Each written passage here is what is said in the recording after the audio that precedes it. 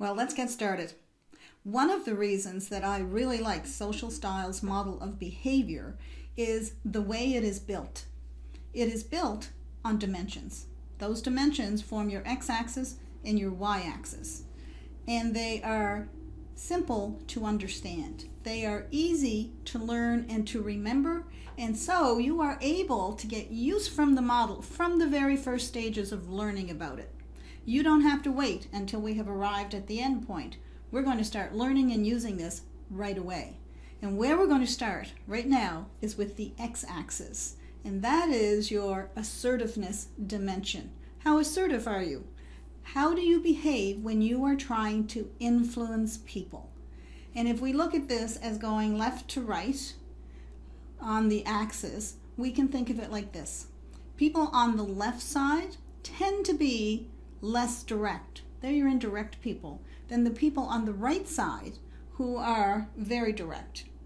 Some degree of very direct. Now there are other elements in there as well, but let's just think about that for a minute. Who do you know that's very, very direct? Who do you know that has to move around the bush a little bit to get to the point? Maybe the person on the direct side just seems way too assertive for you, the assertiveness dimension. Maybe the person on the less direct side seems, oh, I wish they would get to the point. I wish they would be more assertive. That is the sort of thing that happens across the dimension of assertiveness. There's even more that we can learn about the assertiveness dimension.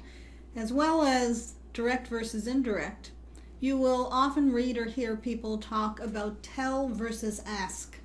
People on that direct side, that right side of the dimension, tend to tell more than they will ask, and the reverse is true for people at the other end. So if you are communicating with somebody, interacting with somebody who tends to be declarative, who tends to make statements very clearly, doesn't seem to brook any argument on things, that tends to be on the tell side. And then of course there is the opposite, where people will modify what they're saying and ask you, what do you think, a lot. Here's part of this dimension that I find extremely useful, even though I don't often see it written. I have seen it in courses, I have occasionally seen it written, but it is really, really important. You'll see that even more when we talk later about stress and how these dimensions affect that. And that is whether or not somebody is fast-paced or slow-paced. And the direct people, the people who like to tell, they tend to be more fast-paced than the people at the other end who can be seen as being a little slower-paced. And I don't mean slow in any kind of intellectual way. I mean truly physically slow. They might walk more slowly. They might speak more slowly. And they are more methodical. It's not that they're slow in any way, it's that they prefer to have all the pieces put together first before they make a decision. The people at the other end who are more fast-paced, they will move along more quickly. They physically move faster. They'll walk faster. They are not slipshod though, although it can appear to be that way. They just like to get to the point quickly. They might be somebody who will read the last page in a novel. They'll still read the whole book, but they need to see the end result first. That, of course, impacts on how we deal with these people when we are doing our pre-sales job.